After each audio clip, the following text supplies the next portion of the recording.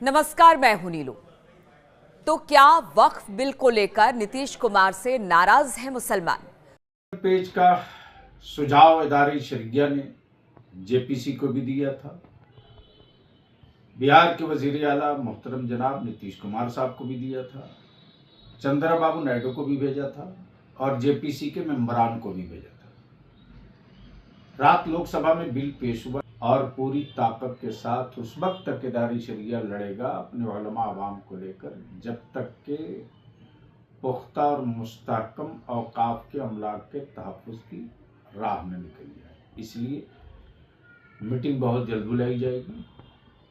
हालांकि नीतीश कुमार का यह कहना है कि देखिए, मैंने मुसलमानों के हितों को ध्यान में रखते हुए एनडीए में रहते हुए अपनी बात रखी है और वो अमेंडमेंट मान लिया गया है। लेकिन अगर कुछ दिन पहले की बात की जाए तो जिस तरह से इफ्तार पार्टी नीतीश कुमार ने दी और उसमें मुस्लिम नेता या धर्मगुरु नहीं पहुंचे, यानी कि उनकी इफ्तार पार्टी का बहिष्कार किया गया। अब कहा यह जा रहा है कि नीतीश कुमार ने तो अपना दांव चल दिया।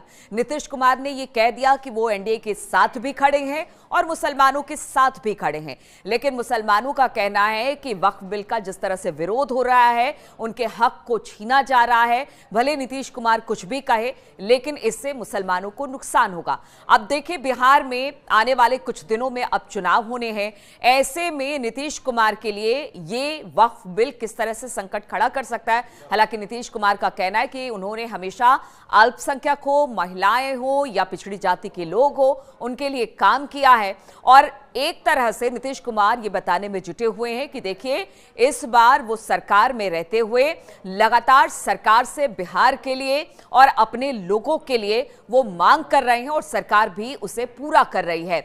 चाहे वो अगर बजट की बात की जाए, वहां पर पैकेज लेने में नीतीश कुमार सफल रहे। इसके बाद अगर वक्फ बिल की ही बात की जाए तो उसमें भी कुछ ऐसी बातें थी जिसमें कहा गया नीतीश की तरफ से कि अगर उस संशोधन में इन सब बातों को शामिल किया जाएगा तभी वो वक्फ बिल का समर्थन करेंगे। दूसरी तरफ अगर महिलाओं की बात की जाए तो महिलाओं के लिए भी लगातार काम हुआ है। विकास पुरुष के तौर पर बिहार में जाने जाते हैं। लेकिन अगर मुस्लिम वोटों की बात की जाए, क्योंकि मुस्लिमों की राजनीति भी बिहार में खूब होती है और नीतीश कुमार मुस्लिमों की राजनीति करने के लिए भी जाने जाते हैं। ऐसे में इफ्तार पार्टी का बहिष्कार और दूसरी तरफ वक्फ बिल, चूंकि चुनाव बहुत नजदीक है, इसलिए कहा जा रहा है कि कहीं ऐसा तो नहीं मुस्लिम अगर नाराज हो गए तो फिर बड़ी मुसीबत बिहार में नीतीश कुमार के लिए हो सकती है। चूंकि हर बार हमने देखा है कि किस तरह से अपनी बातों को लेकर कई बार वो अपनी साख को दांव में रखकर पार्टी तक बदल लेते हैं। कभी इस पाले से उस पाले, कभी उस पाले से इस पाले होते रहते हैं। लेकिन इस बार उन्होंने कहा है कि वो एनडीए में ही रहेंगे, एनडीए के साथ रहेंगे और शायद वो इनके लिए मुफीद भी है, क्योंकि हर मोर्चे पर जिस तरह से लगातार हम कह रहे हैं कि हर मोर्चे पर अपनी बात मनवाने के लिए नीतीश कुमार ने एनडीए पर दबाव डाला और एक बार फिर से वक्फ बिल को लेकर भी दबाव डाला है। लेकिन जो वो तीन बातें नीतीश कुमार ने अपनी तरफ से रखी, उन्होंने कहा कि वक्फ संशोधन बिल में से शामिल किया जाए। वो तीन बातें हम आपको बता देते हैं। उन्होंने कहा कि अगर किसी राज्य में वक्फ की संपत्ति है तो उसकी जांच के लिए वहां की राज्य सरकार इंटरवीन कर सकती है। डीएम यानी कि कलेक्टर जो लेवल के अधिकारी हैं, उनसे ऊपर भी कोई अधिकारी को बिठाकर जांच करा सकती है। दूसरी बात यह है कि जहां पर मस्जिद है, मजार है या कुछ भी है, उसे तोड़ा नहीं जाएगा, हटाया नहीं जाएगा। और साथ ही साथ उन्होंने कहा कि पुरानी डेट से इस बिल को लागू नहीं किया जाएगा। तो वो तीन बात मनवाने में कामयाब रहे नीतीश कुमार। लेकिन फिर भी मुस्लिमों की जो नाराजगी है नीतीश कुमार से है।